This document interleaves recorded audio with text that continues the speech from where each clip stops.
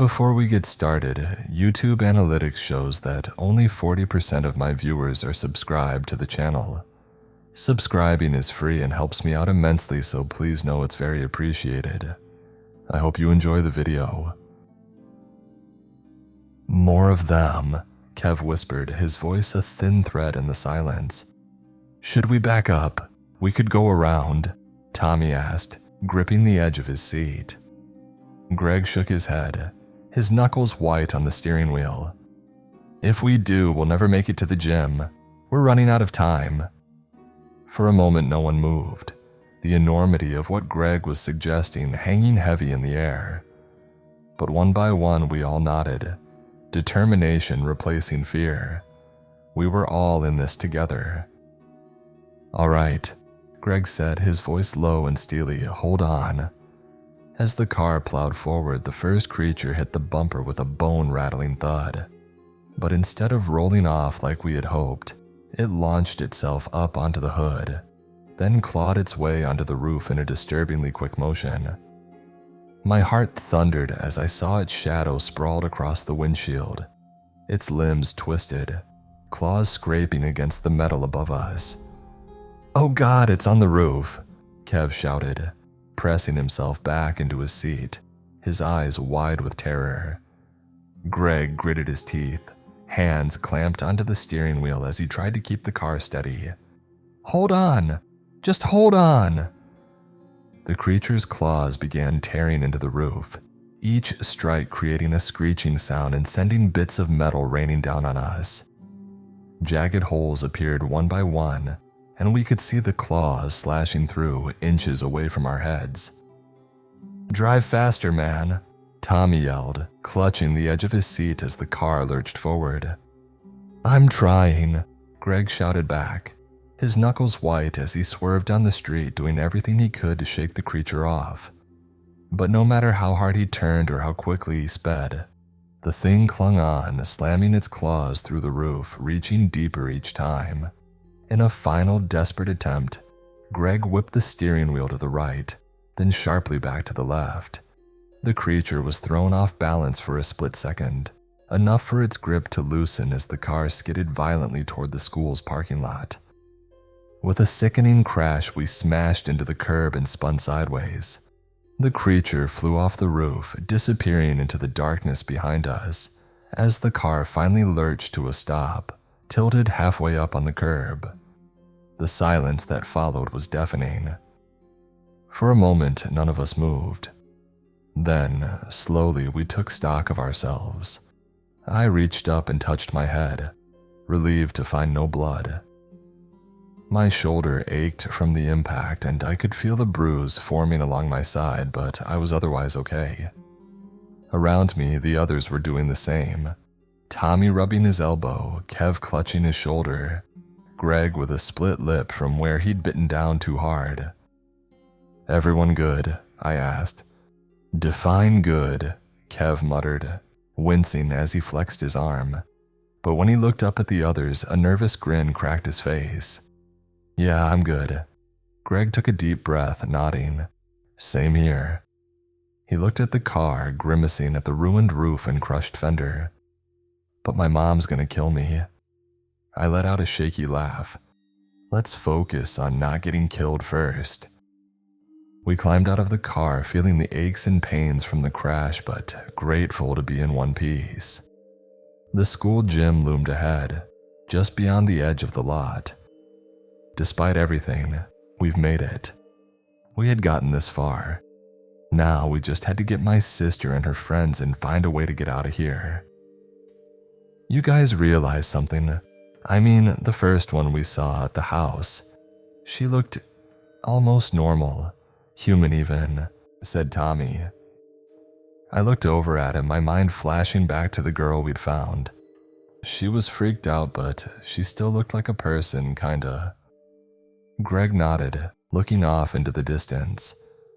It's not just their appearance. It's like they've evolved. They've got these huge, bulky bodies now, but they're also fast. Their claws are longer, sharper. It's like they're not thinking, they're just hunting. Kev looked down, his face grim. If that's true, then we're screwed. They're not just some mindless monsters anymore. They're evolving into something way worse, something smarter. Then we can't waste any more time. We need to stay ahead of them. If we don't, we're going to be dealing with creatures that are too strong, too fast, too smart to handle, I replied. We all fell silent for a moment, feeling the weight of what we were up against. Whatever these creatures were, whatever they had once been, they were changing. Soon we wouldn't just be fighting some monsters. We'd be fighting a force that was learning to hunt us. Greg popped open the trunk and we peered inside, hoping to find anything we could use to defend ourselves. Greg dug around and pulled out an old wooden baseball bat. He weighed it in his hands, giving it a test swing. I've got this. Should be good enough to get us through if anything jumps us again. Tommy pulled out a screwdriver, tucking it into his back pocket as a backup. Still got my knife, he said, holding up his old pocket knife, the blade dulled but reliable. But this might come in handy too. Kev grabbed a tire iron. This'll work, he murmured, mostly to himself, but we all nodded in silent agreement. I fumbled around before finding a heavy wrench, its weight solid in my hand. I forced a small grin, trying to shake off my nerves. All right, looks like we're all armed and ready for whatever this is. We set off toward the school, moving in tense silence, weapons gripped tightly. Every shadow seemed to breathe, every gust of wind carrying the possibility of danger. The parking lot was vast and quiet. As we entered the empty, dimly lit halls of our high school, we felt a strange sense of nostalgia mixed with dread. Every corner, every stretch of linoleum, every creak in the floor was so familiar. Yet tonight the building felt like a different place entirely.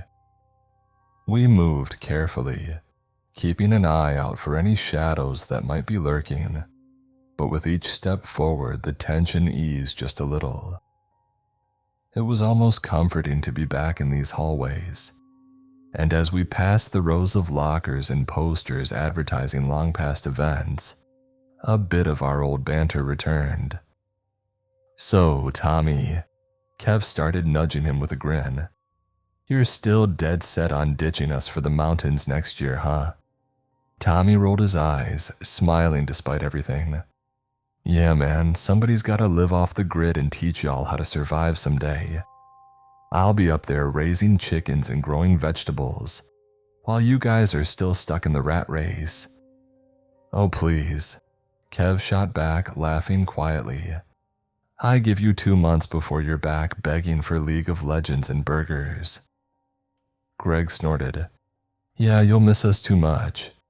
Besides, you're not gonna make it out there if you think a pocket knife's the only survival tool you need. Tommy shrugged, flashing his trusty knife with a grin. Laugh all you want, city boys. I'm gonna be living in peace while you all are drowning in student loans and bad jobs. The laughter was quiet but felt good. Normal, like the kind we had on 100 nights, when life wasn't so frightening. But then Greg glanced over at me, his expression shifting as a question seemed to form on his face. So, Casey, Greg started hesitantly, after all this, do you think you'll, try to get back with Ashley? I frowned for a second and Greg noticed. Ah, shit, Greg muttered, rubbing the back of his neck. Sorry, Casey, I shouldn't have asked that. I guess it's just... I don't know, this place feels like we're just back in school. I forgot for a second. Well, you know. I shook my head, forcing a small smile to ease the awkwardness. It's okay, man, really. I was thinking about her too, I hope she's okay, wherever she is. The silence lingered, heavy with unspoken worries and memories, until Tommy broke it with a clap on my shoulder. She's fine, man. Probably better than we are right now. We'll find her and everyone else when we get through this. I nodded, grateful for Tommy's optimism. I took a deep breath, trying to focus on the reason we had come here. My sister. "Let's keep moving," I said. We continued down the hall, the weight of the conversation hanging over us. But somehow it was easier to move forward knowing we were in it together. Whatever happened tonight, we make sure each of us got through it, even if our plans for the future felt a bit more distant than before. Finally, we reached the double doors to the gym, its faint glow spilling into the hallway. With a final glance at one another, we pushed the doors open. The gym was still and quiet, its usual hum of activity replaced by a thick, tense silence. As we pushed through the double doors, I spotted Demi right away, sitting on the bench with her friends huddled close. Claire, a friend from her soccer team, Wes, a guy I vaguely knew from band class, and Ethan, who looked almost unrecognizable without his usual easy smile. When Demi saw me, she jumped up, pulling me into a fierce hug. "Oh my God, Casey, I didn't know if you'd make it." She pulled back, her face pale and her eyes darting over me and the others, checking to make sure they were okay. I squeezed her shoulder. "We're here. You're all right, yeah? What happened?" Demi exhaled, glancing back at her friends. They all looked rattled, their eyes dark and haunted. Ethan, the tallest, glanced at me and the others, offering a small nod. "You guys saved us from losing it, honestly. We didn't think anyone would come." I managed a reassuring smile. "Of course we came, but tell us, what went down back there?" Demi glanced between her friends, then back at the boys, steadying herself. "It started out as just a normal party. We were having fun, dancing, talking, it was fine. But then Jason Lawrence?" Greg asked, raising his eyebrows. Jason was notorious for causing trouble, especially at parties. Demi nodded. "Yeah." "So Jason finds this locked door on the upper floor of the house. Some people were telling him to leave it alone, but he wouldn't listen. He thought there might be something hidden inside, and of course his friends just egged him on. Meanwhile, the rest of us were trying to ignore them, just keeping the party going. But after a while, his friends brought him downstairs and laid him on the couch, saying he fainted after entering the room. We all exchanged a worried look. At first, he didn't look hurt," Demi continued, "just really out of it, dizzy and nauseous. But then he started puking. Only it wasn't normal puke." She shuddered, wrapping her arms around herself as if remembering it made her cold. It was thick, black, like oil. And a few seconds later, he started spazzing and thrashing. He attacked his own friends first. He held one of them to the ground and puked this thick, black liquid on his face, then they started changing too. "Changing?"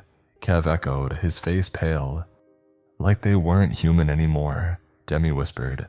Their eyes turned yellow and they started moving differently, like they could barely control their bodies.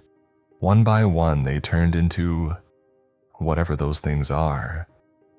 Claire, who had been staring down at her feet, finally spoke up, her voice soft. The rest of us scattered. Some people tried to barricade themselves upstairs. Others jumped from the balcony. We didn't know where else to go, so a few of us managed to make it here. We used to be 6 on our way, but, well, we all stood in silence, knowing that the people we used to go to school with are either dead or infected. Greg ran a hand through his hair, taking it all in. "So, opening that door is what caused all this?" Demi nodded, despair filling her eyes. "They never should have opened it. Whatever was in that room, it wasn't meant to be found." The weight of her words settled over us all, each of us feeling the chill of what we were facing. After a beat, Tommy cleared his throat.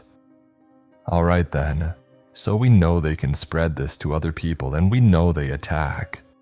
Kev squared his shoulders. "So we need to be smart. We get everyone out, check on our families, and make sure we're not putting ourselves or anyone else in danger." We all nodded, a shared determination in our faces. It was a faint thread of hope, but it was something. Tommy glanced at us. So first, we go in a loop. Kev's house, Casey's, then Greg's, in between the others. We'll check on everyone we can, then head to my uncle's place out of town. Ethan looked around at the group, his voice low but firm. We stick together, right? Absolutely, I replied. We get everyone out of here, we take the side roads, avoid main streets, and if we have to stop, we stick close and stay quiet. And no matter what, we don't leave anyone behind. With a last nod, we all steeled ourselves, ready to face whatever was out there. Our mission was clear. Together, we would see this through, one step at a time, one person at a time. We made our way down the hall toward the main exit, keeping up a nervous banter, each one trying to distract ourselves from the terror of the night. Greg was half laughing with Kev about the dent on his car from an old road trip, while Tommy and Claire shared a quick joke about our principal. It was strange, like we were still just teens trying to shake off a nightmare, holding on to any bit of normalcy we could. Those things, what even are they? Wes muttered, glancing back though the hallway behind us was empty. Monsters, Kev suggested with a shrug, though his voice wavered. Nah, that's too generic. They're freakier than that, Ethan replied. They're like demons or something. Maybe we should just call them claws or fiends, Demi threw in, but even she sounded unsure. Tommy, shaking his head, finally spoke up. No, they're lurkers. We all paused for a second, letting it sink in. Lurkers, I repeated, a chill running through me as the name settled.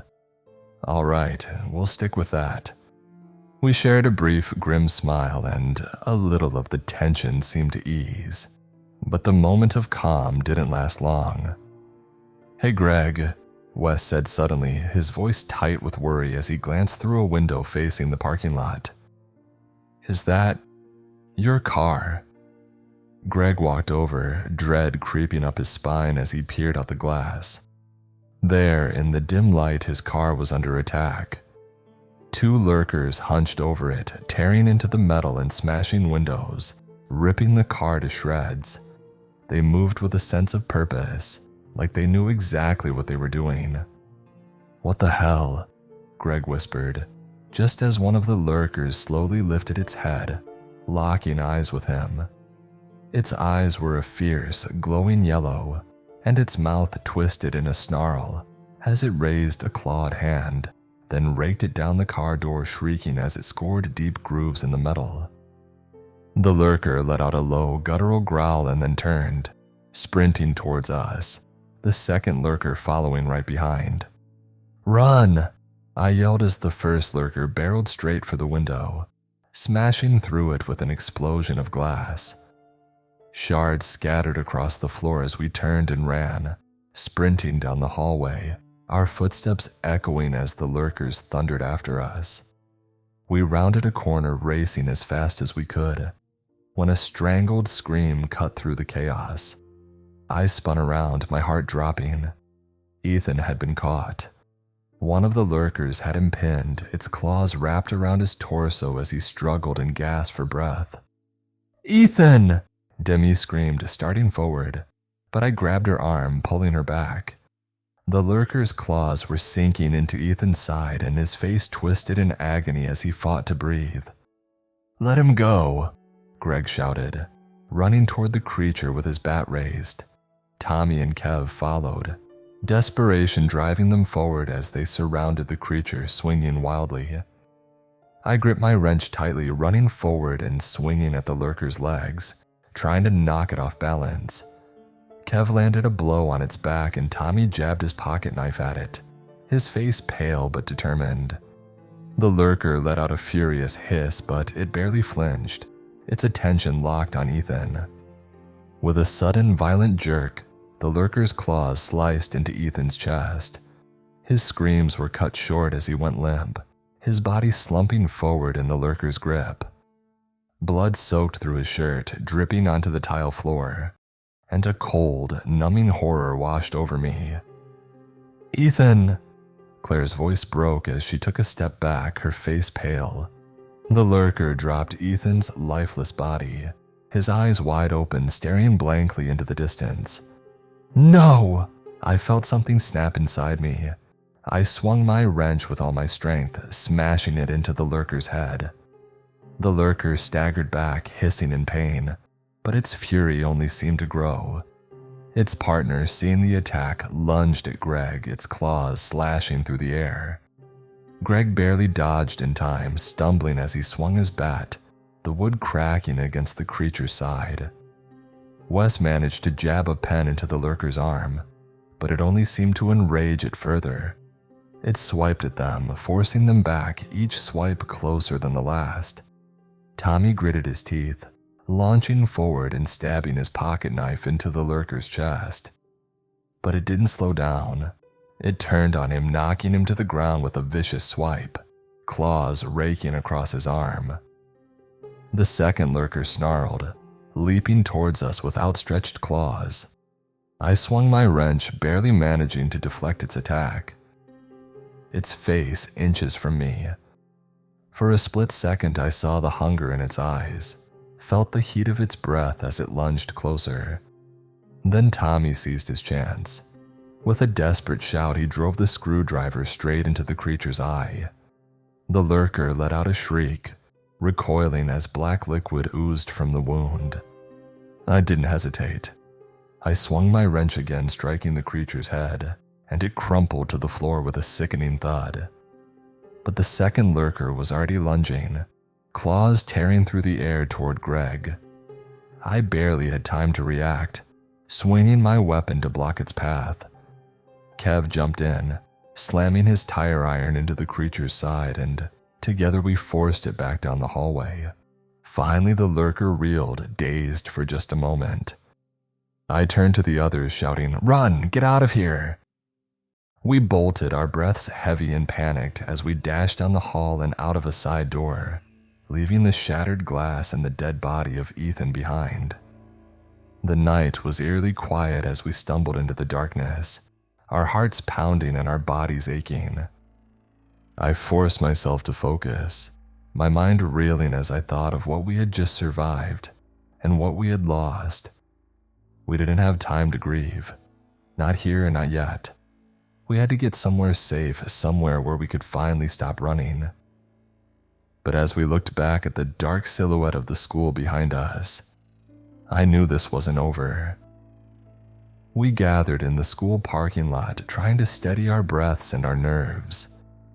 Greg's car was a wreck, barely recognizable under the damage the lurkers had done to it. I gripped the wrench in my hands tightly, feeling the weight of frustration and exhaustion pressing down on me. "Now what?" Greg finally snapped, kicking a piece of glass across the asphalt. "My car's a wreck and we're sitting ducks if that thing comes back." "We could try on foot," Kev said, though he didn't sound convinced. "We're not far from the main roads. If we move fast, maybe we could make it out." "Yeah, and hope we don't run into a whole pack of those things," Tommy replied, a hint of frustration in his voice. As the tension grew, Claire suddenly pointed at something beyond us, her eyes widening. "Guys, what about that?" We all turned to see what she was pointing at. The school bus parked in the far corner of the lot, partially hidden in the shadows of the school building. Greg's face lit up with realization. "The school bus. If we can get that thing running." "How are we supposed to start it?" Kev asked, sounding doubtful. "You think the keys are just lying around?" Wes nodded, scratching the back of his neck. "Actually, yeah. I did a summer internship with Coach Pat last year, helping him with equipment. He mentioned that they keep the bus keys in the faculty office for emergencies, easy access and all that. They should still be there." Greg sighed, eyes on the school, scanning the shadowed windows. "Of course. The keys would be in the same place that lurkers still roaming around. Then we split up, I said. A few of us can head back in and get the keys while the others wait out here with Claire and Demi. No way, Demi interrupted, shaking her head. Casey, you're not going back in there, not after everything that's happened. She clutched my arm, her eyes pleading. Please don't leave me out here alone. I don't want you going back in there. I softened, putting a hand on her shoulder. Demi, I know you're worried, but we need those keys if we're going to get everyone out of here. You'll be safe out here with Greg and the others. Demi bit her lip, still clearly uneasy. But what if something happens to you in there? I can't just stand out here and wait. Hey, listen, Greg said, stepping beside her. We'll be right here keeping an eye on everything. We'll look out for you, and if anything goes wrong, we'll call them and they'll be back here in a flash. Demi's grip on my arm loosened slightly, though the worry didn't leave her eyes. Finally, with a reluctant nod, she stepped back. Fine, but promise you'll be careful, okay? I promise, I said, giving her a reassuring smile. We'll be back before you know it. With a final nod to the others, Wes, Tommy, and me turned back toward the entrance, weapons at the ready. The others stayed back, forming a small circle and keeping a wary eye on the parking lot. I could feel my sister's gaze following us as we slipped into the darkened school, hoping the keys and our way out would still be there.